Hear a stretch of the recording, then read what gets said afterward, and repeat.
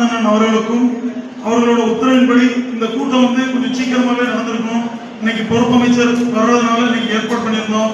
சில பல காரணங்களால சூழ்நிலை காரணமாக பொறுப்பமைச்சர் வர இயலாத காரணத்தினால சரி கூட்டம் வந்து நடக்கு, நீங்க முன்னாடி போய் அதை நடத்தி முடிச்சிருங்க அப்படின்னு சொல்லிக்கிட்டாங்க. ஏன்னா இன்னமும் லேட்டானா மறுபடியும் சட்டப்பேரவை எல்லாமே வருதுனால லேட் ஆயிரும். நம்ம நிர்வாகிகளுக்கு முதல்ல இந்த தொகுதியில விளக்கத்தை நிர்வாகிகளுக்கு முதல்ல நன்றி சொல்லணும் அப்படிங்கிறதுக்காக இந்த கூட்டம் ஏற்பாடு பண்ணியிருக்கிறோம். முதல்ல உங்க எல்லாருக்குமே என்னுடைய மனமார்ந்த நன்றிகளையும் வாழ்த்துக்களையும் தெரிவித்துக் கொள்கிறேன். அதே போல சங்கரன்கோவில் மற்றும் வாசுதேவநல்லூர் தொகுதி இந்த 2 தொகுதியுமே நம்ம வந்து நல்லா ஜெயிச்சுருவோம் அப்படின்னு பெரிய எதிர்பார்ப்போட இருந்தோம். இப்பவும் ஒன்றும் இல்லை, தளபதி ஜெயிச்சிட்டாரு, நம்ம ஜெயிச்ச மாதிரி தான். இருந்தாலும் ஒரு சில பல இடத்துல நான் ஏற்கனவே சொன்ன மாதிரி தான் ஒற்றுமை எல்லாத்தையுமே இருக்கணும். அந்த ஒற்றுமை இல்லாத காரணத்தினால கூட இருக்கலாமோ அப்படின்னு ஒரு சில பல டவுட் வருது. இருந்தாலும் வருகின்ற உள்ளாட்சி தேர்தலில் ஒரு இடத்துல கூட எதிர்கட்சியே இல்லாத தமிழக வெற்றி கழகம் இந்த இடத்துல நம்ம சம்மதம்.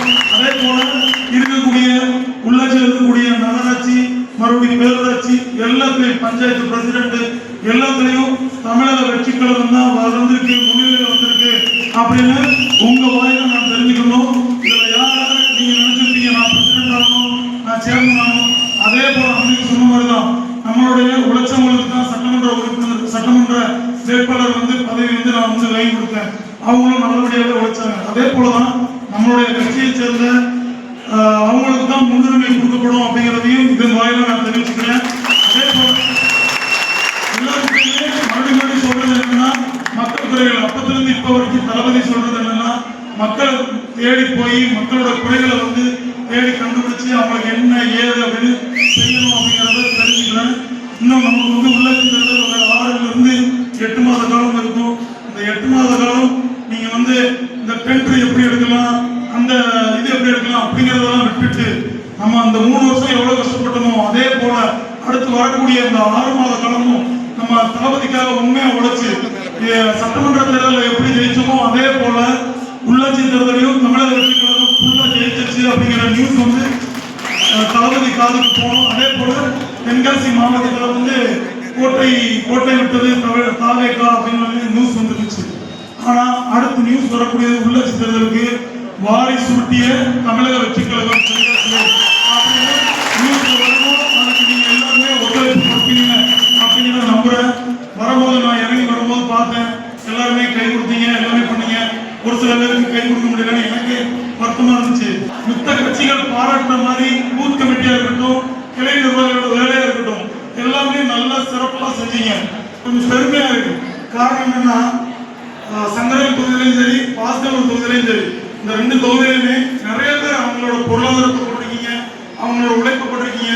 இன்னைக்கு திங்கட்கிழமை ஒவ்வொருத்தரும் கிட்டத்தட்ட இங்க வந்து 800 பேர் 900 பேர் வந்திருக்கீங்க. அவ்வளவு நேரம் அவங்களோட வேலையை விட்டுட்டு இந்த ஒரு முகம் நம்மளுடைய தமிழர் முதல்வர் நம்மளுடைய தமிழர் அடுத்த 25 வருஷத்துக்கு யாராலும் அசைக்க முடியாது அப்படிங்கிறத பதிவு பண்ணிக்கிறேன். இதுதான் தமிழக வெற்றி கழகம். இந்த கட்சிகள்லாம் அந்த காலத்தில் இருக்கக்கூடிய 75 வருஷம் 50 வருஷ கட்சிகள்லாம் கெப்பாசிட்டி இழந்துருக்கும்.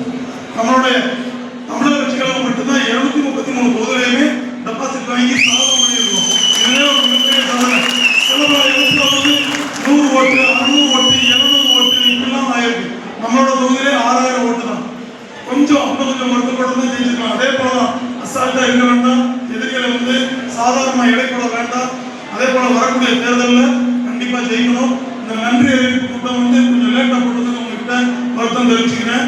அதே போல அடுத்த கூட்டத்தில் வந்து மாண்புமிகு நம்மளுடைய பொறுப்பமைச்சர் ராஜீவ் அவர்கள் தலைமையில இன்னொரு கூட்டம் நடக்கும் அப்படிங்கிறதையும் இதன் வாயில தெரிவிச்சுக்கிறேன். அவரே வந்து உங்ககிட்ட வந்து நன்றி சொல்லணும், பரவாயில்ல நல்லா ஒர்க் பண்ணியிருந்தாங்க அப்படின்லாம் சொல்லி பெருமையா சொல்லிட்டு இருந்தாங்க. உங்க முன்னாடி நான் ஒரு தாழ்மையா உங்ககிட்ட ஒரு நன்றி தெரிவிச்சுக்கிறேன் அப்படிங்கிறத மட்டும் கேட்டுக்கிறேன்.